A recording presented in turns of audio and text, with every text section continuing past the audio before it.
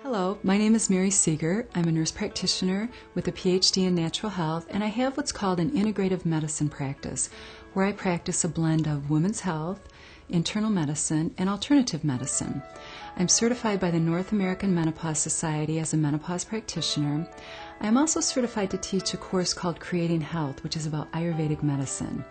This is a course that was designed by Deepak Chopra and David Simon to enlighten people and help them learn about Ayurvedic medicine, which is really about finding out who you are, why you get out of balance, and how to bring yourself back into balance and move towards good health. It's a fascinating study.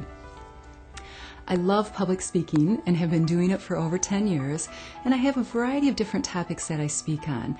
The information that I speak on comes from my practice, what I learned from the women that I work with, from my own life and what I try to do to maintain good health, and then from a variety of conferences and study and research that I've learned over the last several years that I've been looking at alternative medicine and integrative medicine.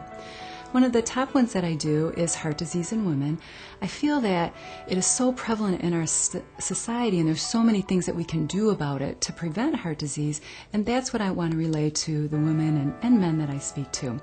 I also talk about PMS, perimenopause, and menopause, which is very prevalent in our society, and there's so many things you can do about it.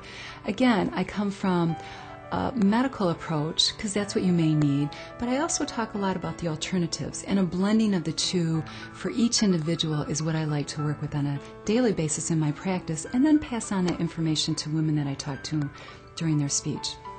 I've written a book called Invite Joy into Your Life, and again, what I've found in my practice is that so many women seem to have it all, and their life looks good from the outside, but on the inside there's something missing, and what I've decided that is their joy. And so what I look at is different questions that I ask them, different steps that they can take. We also look at the joy snatchers and try to get those out of your life so that joy can come back in. And again, there's several other speeches that I talk about, all coming from my passion at my work, my passion in my life, and the strong desire that I want to pass it on to the women of this world. So what I'd like to do is show you a couple clips from two of my speeches. One is heart disease in women, and the other is herbal remedies for common health problems. I love HDL, and I love seeing these women with really high HDLs. And it scares me when they're low, because now what we're finding is that in women, high triglycerides and low HDL is a greater risk factor for women than the LDL. So this is where I really jump them. If you have diabetes, it's like having a previous MI.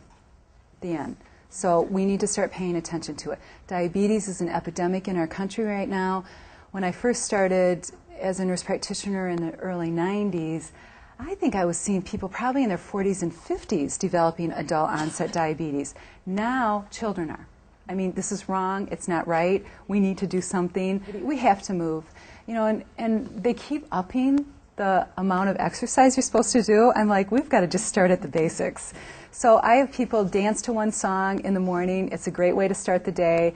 It is an incredible workout, because I'll do that periodically. The music will elevate your soul. If you have little kids at home, they'll be happy. If you have teenagers, they'll think you're nuts, which will make you happy because you just got them. I have a 16-year-old, so anything to annoy her is usually entertaining. We're finding more and more that stress kills. It decreases the immune system, it increases all those hormones, and we really need to start looking at our stress.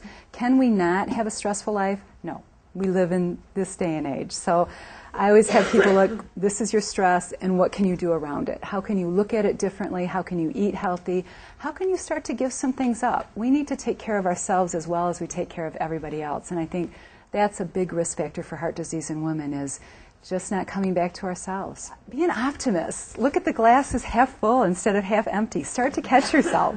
You know, you're walking around work, everybody's grouchy, you know, start to make everybody laugh, or, you know, look at it differently. I mean, you do a lot, and we have high stress jobs, but boy, there's a lot of good. I mean, we witness people's lives, and how cool is that to see people change and see what they go through and see how they come out of it? What is your purpose?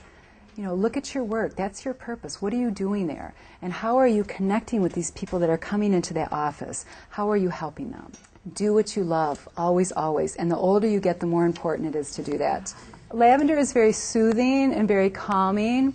You can use it in a variety of different ways. You can use a couple drops, 1 to 2 drops in your bathtub. You can take 1 drop, and it's the only one that you can use neat, directly on your skin. Everything else has to be mixed with an oil or it will burn.